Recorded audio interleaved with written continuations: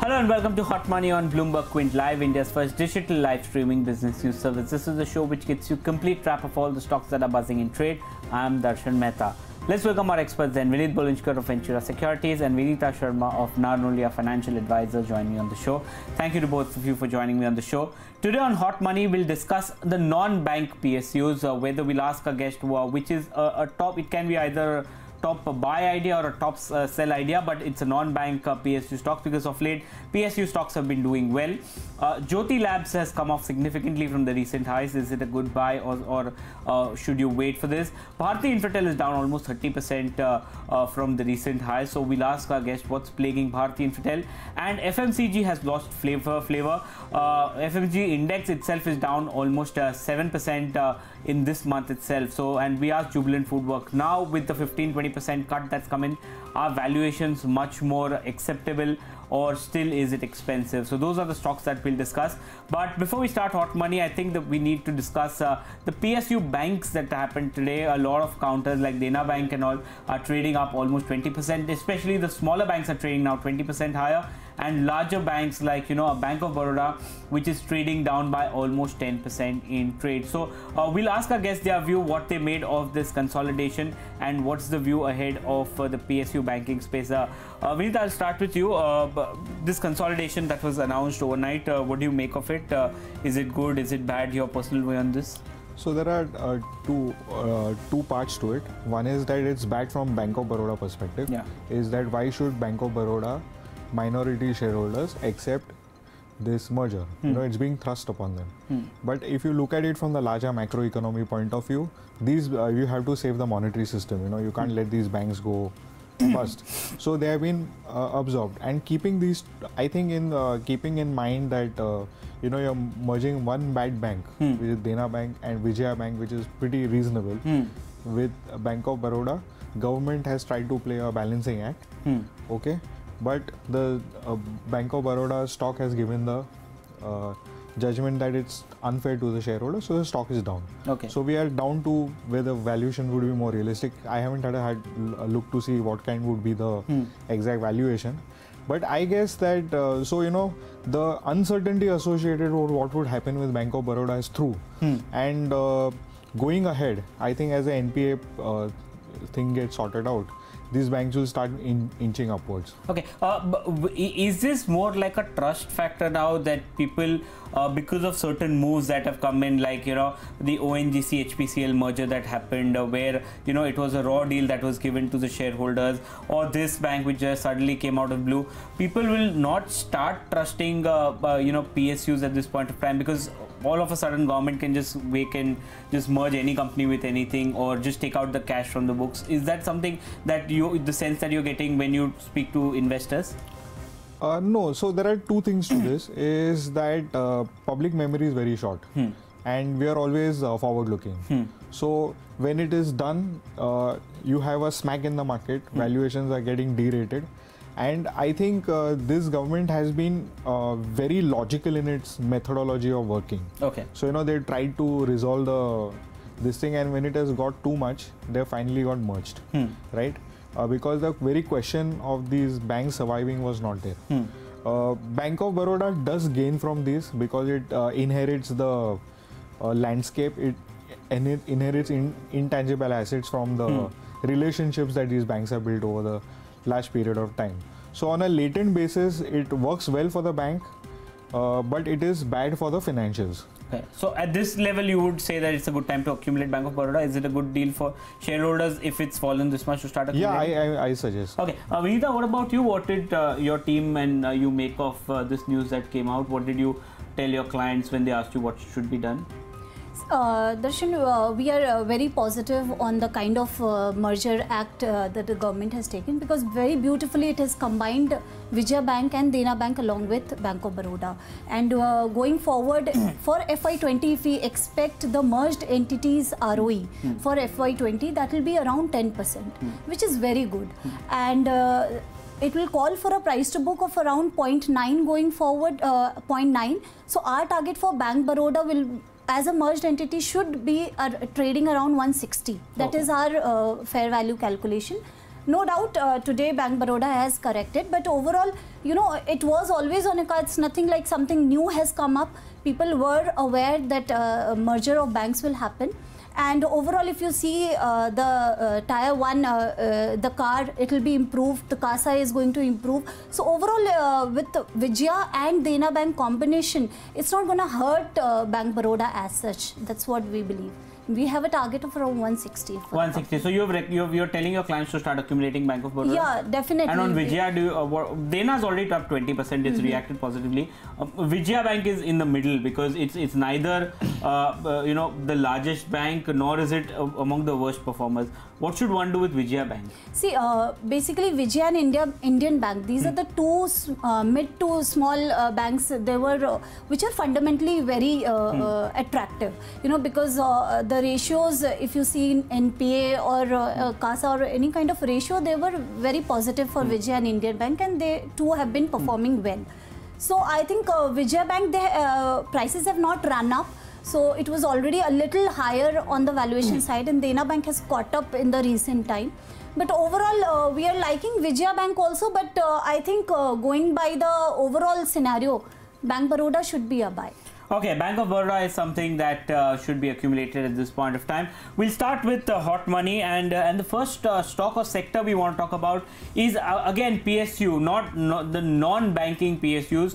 The oil marketing companies of late have done well. Engineers India has started to perform. So some of these companies counters which were beaten down significantly in a market scenario which is not doing well, has started showing a little bit of, you know, price movement. BHEL of late has been started moving. So we are asking them which are the non-banking PSUs, whether they like or dislike. So it can be either a top buy or a top sell. So we leave it the option open to them. So Vineeta, in the non-banking PSUs, which counter are you talking about, and is it on the long side or short side? So we're liking Coal India, okay, and we are positive on Coal India. We have a price target of 320. Stock is trading around 275. And there were two hangovers. One was the wage revision, which had costed on the profitability of the company, and the second was grade slippages. So the company has taken some January 2018, they have taken a price rise, and that has rolled out well, which suggests that grade slippages is almost out of the company. And second is the wage revision, that 17 and 18, most of it has been over. So profitability, if you look at, it will be a good jump in 2018. And adjusted PAT, we are expecting at a growth of 26% CAGR going forward. Volumes have picked up because of power shortage at the you know, power companies. There has been a shortage of coal, and even the e-auction prices have moved up. So considering considering a good volume growth along with the realization upgrades, I think Coal India can be accumulated, and it is providing a good dividend yield of around 7%, which is also makes it attractive. Okay, for Coal India, any risks that you're ascertaining to the thesis that you put out? Yeah, the risk could be, see, one is the realization that we are computing depends on how the e-auction prices would be, and the FSA's prices. Now, if more quantity goes to the power companies, because they have a fuel supply agreement with Coal India, so that will be a static price, and that has also gone up 9%, but overall realization, because the e-auction volumes contribute more towards the realization hike. Okay. So if the more coal goes to the power companies, definitely the realization would be one of the concern, like realization would not go up as we are commanding. So one thing, and secondly is the you know, any kind of uncertainty on you know, wage, I think was one of the hangovers, like 2 years it has been there. So basically the realization part would be one of the concerns. Okay, Vinit, before we move to your pick, as a brokerage, do you all cover Coal India, and if you all do you have a view? So we do not cover Coal India, but I am quite positive on the company. Is that if you notice of even yesterday's news, power consumption has shot up. Yeah. So despite having very high prices of petroleum products, reduction in the value of the rupee, you know, the growth has not come off, which you would have expecting. And one of the proxies for measuring growth is, you know, electricity consumption. So that's been very buoyant. So I believe that the story is panning out, and wage revision was one of the major overhangs. That is now out of the way. So I think it will start moving up, and as Vineeta pointed out, 320, 330 is a very apt price for the stock to move to in the next few months. Okay, and what about your stock on the non-banking PSU side? So we like Nalco. Okay. Aluminium sector is got a global dimension where we are running demand is exceeding supply because of supply side restrictions. One large mine in South America is the North Hydro one. No, North Hydro, Alu Norte, which is, so it's got political geopolitical issues, so it's shut down. And global inventories on LME are also coming off. And alumina prices have also moved up. So alumina prices over the next 2 years look to remain pretty buoyant. Bauxite costs are also benign. So the margins of Nalco will do well. And because of the cost push, aluminium prices will also go up. Achha. So that will benefit Nalco also because you have captive alumina, and I expect aluminium prices to move up over the coming few months. China has also curtailed, they've done supply side reform. So China is a surplus element in the entire gamut of the global aluminium supply. So that is taken care of. Okay. So second part is that it's a good dividend play. Yeah. Okay. The book value is about 65. Next year we are seeing it come to about 71, 72. So we're getting it practically at book. Okay. A good dividend play and a very robust outlook for aluminium. Okay. So given these three things, I think it's a very low risk, margin of safety is high, and the company has been a regular dividend paying company. Okay. So in our atmosphere of high valuations where stocks are coming off, what are you looking for as margin of safety? Okay. So I believe that Nalco is a very safe stock to go by. Okay, Nalco and Coal India, do you have a view on Nalco before we move to the next stock? Do you all track it? Yeah, Nalco we track, and we also have a target of around 90, though we are recommending it only for the short-term traders, not for a long-term investment buy, because the prices and the stock will be more dependent on how the alumina plays. So somebody who's a long-term investor who doesn't want to track the company regularly, I would ask them to stay away from the company. Okay, so that's the view that's coming in, Coal India as well as Nalco. The next stock we want to talk about is Jyothy Labs. The counter is down almost 15% from the recent highs. Is it the time to start accumulating? Vinit, I believe you all have active coverage. You all came out with a note on this recently. The counter has corrected significantly. Does the still logic remain? What's the trigger that you all are saying, and what's the target that your report indicates? So we have to see it in the larger sector. Okay. With the sector extremely overvalued. Okay, it's 4 to 5 times peg FY20 earnings. Okay. All the big boys. Okay, so there is a sell-off there. Even the stocks are coming down, and we expect that this thing will persist for a slightly longer period of time because valuations and time have to correct. Okay. Earnings have to catch up and valuations have to derate. So that will be a sizable time correction. So the FMCG or the consumable sector might underperform. Given that kind of scenario, we have Jyothy Laboratories. Okay, they will be growing at about 17% over the next 2 years CAGR earnings. Okay, very robust, and its price to book ratio, or if you take a peg for FY20, is only 2. Okay, so it is comparatively moderate to the sector. Okay, and we have to understand that the company in a genesis had done a over leveraged buyout, taken Henkel's assets, grown very well, beautifully, and established a pan-India brand from a very single product company. So it has a proven measure of success.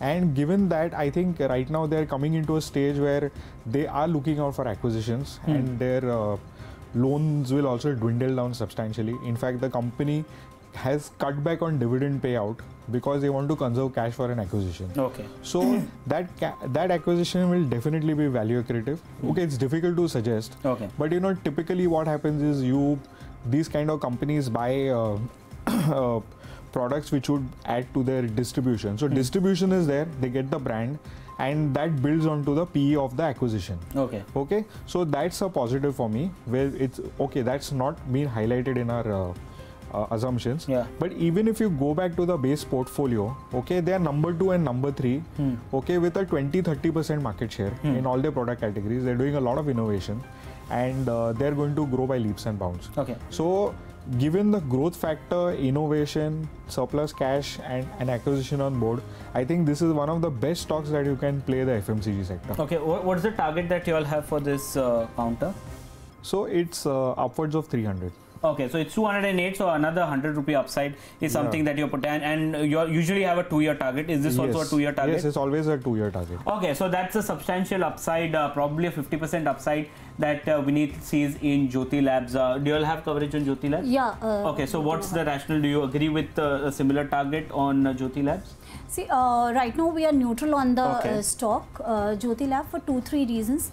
Definitely, the company has given audacious targets. They're expecting around 15% on the top line and some 50%, 25% on the bottom line for the next 2 years. And volume growth also this time was very encouraging. It was around 18.5% volume growth, which is next to Dabur. I mean, it was the second highest in the FMCG space. But this volume growth was more on the very low base that Jyothy Lab had earlier. So on the face of it, it looks a very high growth. Secondly, there are 2-3 risks that we should be aware, like Kerala contributes around 17%. And so maybe this quarter, you know, I'm not saying it's a bad stock to accumulate, but definitely there should be some dip in the current quarter sales number. Okay. Going by its geographical presence, if we see. Secondly, if you look at the crude prices, and which is around the crude linked raw material, it is around 30% of the total raw material cost. So that will impact some way or the other. However, in the past we have seen Jyothy Lab has managed the gross margin erosion by cutting down its A&P expenses. So, but how much the lever the company will have going forward, because this time the way crude prices have moved up, it will cost on the EBITDA margin. That is what our assumption. And so one is Kerala, second is your growth. On the growth side, on the margin side, and third is the valuation. So if you look at all the FMCG sectors, they have reported phenomenal growth, volume growth, and they all are, you know, expanding their distribution channels and everything. So overall, if you look at in the mid-cap space, it has to justify with a higher growth because even the HULs or Daburs are, you know, reporting 25%. So you would like to go more with them because at valuations, they are almost at par. So I do not see Jyothy Lab, you know, at a very discounted price. So it doesn't attract me more. In fact, I would rather, you know, go for a Marico or Godrej CP better than the company. Okay. Before we move on, you just wanted to respond to some of the concerns that she said. Obviously, geographical risk as well as low growth on a low base. Yeah. So it's a 1-quarter hit which has come into the price. Okay, it's a buying opportunity because FMCG is a product of daily consumption. Okay. Right. So that's not going to go away. It's going to scale back very rapidly. That is one. Second is the innovations that they've been doing. So if I were to talk of Maxo, you know, if you talk of Reckitt Coleman is looking to sell their mosquito repellent business. So they've done extremely high ad spend compared to their last 3-4 years trend because they obviously want to sell the global product and India too. Despite that, these guys have not lost market share. They've gained market share. So there has been a consolidation. When this kind of high spend voltage comes to a normal, I think their growth will happen faster. They're introducing 3-4 new products. Tea Shine is a huge success in Kerala, which has gone to the other states. So although Kerala is taking a hit, it would not be too much of a hit. I think it will be flat. Okay. Okay. So there would not be, I don't think with that Tea Shine there would be kind of a negative growth coming in. So keeping all these things in mind and with the cash that they're sitting on, I think as I said that you know, and they're not talking about 25% PAT growth. We have built in about 15 to 17% kind of CAGR PAT growth. Okay, so that's the view that's coming in on Jyothy Labs. I think you got a 360-degree view in terms of this counter. But let's move on to the next stock, and that is Bharti Infratel. Now, counter's corrected significantly. It's down almost 30% from the start of the year. We're asking what's impacting. About one of the key reasons is obviously the Idea Vodafone. Some of them moving out of the towers, but there seems to be something that's definitely wrong or not, you know, going right for Bharti. Bharti Infratel. Vineeta, what seems to be the issue, and at this level 30% lower for a nifty name, is it a good time to accumulate? We are neutral on Infratel, and definitely the Vodafone Idea, which will take around 30%, 13% co-locations are going to exit, which will be around some 6% on the EBITDA, 13% on the EBITDA growth. They'll come down, and 60 to 65 crore of rental revenue per month is going to be out of the company. Secondly, what I think, it's going in, this is the main overhang, I suppose, and overall, since it's not in our active coverage, we don't have an active coverage. Two things what I wanted to highlight is, one, it is going into optic fiber. So, it has always been a very good dividend paying stock with 100% of payout. So, it might be some, like it might go into capex, so that can be one threat to the dividends. And secondly, if you look at it, so one, I just lost it. So one is the fiber thing, and secondly, so there are only 3 players, 3 out of 3, one is going out, so now two tenants are there. So I don't know how much the rental income growth they'll be able to cater in going forward. Okay. Because Jio also, they are also planning their own towers. So overall, I have a neutral view on this. Okay, what about you, Vinit? What's impacting it now? Is it a good time to start accumulating?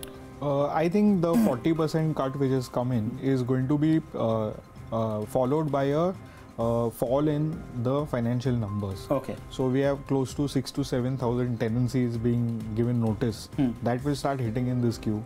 And apart from that, the energy spreads also declining. So there's a double whammy everywhere. Jio Towers is Jio is also looking to set up its own towers. So what you are looking in terms of volume growth is not coming. Having said that, when they are moving into the optic fiber stream, okay, that is a good area to get into, because 4G and 5G will need tremendous optic fiber rollout. If you were to notice, Sterlite came out with a 300 crore capex for setting up optic fiber. So I believe that when you're moving into the new world of 5G, it's going to, your 2020 is going to be like a differentiating factor between the world economy growing and what it will take off going ahead. Is going to be a different paradigm, because new technologies will get accelerated. Okay. And there's going to be a lot of disruption. So center to this is the fiber. Okay. So now we need to see what the company does, how it announces its fiber plans. So it's more of a wait and watch approach. It's an avoid right now, because I think more hit will come, because the markets are weak, sentiment is weak. So I think more hit will come, and there is one rider to this, is if Airtel, Voda Bharti move, Voda and Idea move out of that JV, then they will have to buy, Bharti will have to buy them, and then there could be an open offer. Okay. So I wouldn't play for that idea, because you don't know the timing of that. But that is a small kind of blue sky in a very hazy environment. Okay, so I think the consensus view is avoid at this point of time, wait and watch, with Idea and Vodafone probably moving out because of overlapping. There could be more potential downside as far as the financials are concerned. And the final stock that we want to talk about is Jubilant FoodWorks. The counter is down almost 15% from the recent highs. It's managed to move up almost 4% in today's trade. It's doing well for itself, but what we're asking is, are valuations now justified? They're still on the higher side, but should someone take an opportunity to accumulate this counter if it moves down 15%? It's already up 100% on a 12-month basis. Vinit, Jubilant FoodWorks, what should one do? So 40 times is not an unreasonable valuation. Okay. It's pretty okay. It's a very fast-moving business. They're adding 75 new outlets, and if you see, ordering by on mobile has gone up to plus 50%. Okay. So that's a very good drive that takeaways are catching up. You don't have to go there as such. And so while valuations are pretty okay, and this thing, the challenge is that this quarter will be the last quarter of high growth. Okay. So we had a very low base last year, and we've seen 3 quarters of very high growth. So this will be the 4th quarter. We have to now see what it does in Q3. So Q3 would be a point when the company comes out with its numbers, or they give indications prior to that the sales store sales growth aggressive will continue. So till then, for me, it is a wait and watch kind of stuff. Okay, wait and watch approach. What about you, Vineeta? What about Jubilant FoodWorks? Do you have it under coverage, and what's your view? Yeah, Jubilant Food, we have an active coverage and we have a price target of 1600 for Jubilant Food. And if we look at the valuations, if you just go back into history, Darshan, you will see that between 10 to 13, the sales of Jubilant Food had grown by 3.5 times, and the profit had gone up by 4.5 times. And between 13 to 17, I would say, the sales were 1.5 times up, and the profit has halved. From 130 crore, the profit has come down to 65-67 crore in FY17. Okay. Again, FY18, the kind of growth that is coming, and what strategy went off, if you look at the margins, they were around 15% plus. The net profit margin was 15% plus, and it has come down. It came down to around 3.5% net profit margin. Now again, the net profit margin is going upwards of 10.9, 10.3%. 3 quarters, last 3 quarters were upwards of 10%. So that, the thought that we have for past 13 to 17, so valuation had corrected because ROE was not moving up. In fact, it was deteriorating because of the margins as well as the stores that they were opening. The asset turnover had also come down because the way they were opening the stores, it was not panning out. So they had some strategy issue because the way they just went aggressive, and they did not have a clear strategy, which the management also acknowledges. And this time management is again going for an aggressive growth. They are planning 75 stores going forward, out of which right now they have only opened 13, close 3, so 10 net additions have been there. So in the next 3 quarters, there will be aggressive store addition. And this time the store addition would be more wise because they have learned from the past mistakes, like what went geographically, how to expand. Plus the delivery, mobile delivery calls have improved. They are going around 60%. So net profit margins improving. The sales, again, you are seeing a growth because same store sales growth is around 25% plus for last 3 quarters. So we are seeing a good profit growth going forward also for Jubilant. Okay, so that's the view that's coming in on Jubilant FoodWorks. Vinit believes that it's a wait and watch till the 3rd quarter indication comes in. Vineeta is rather bullish on the counter. They have a target price of 1600 on the counter. But with that, it's a wrap on today's Hot Money. Vineeta, thank you so much for coming in. Vinit, thank you so much for coming in. Ask BQ comes up next. Stay tuned to Bloomberg Quint.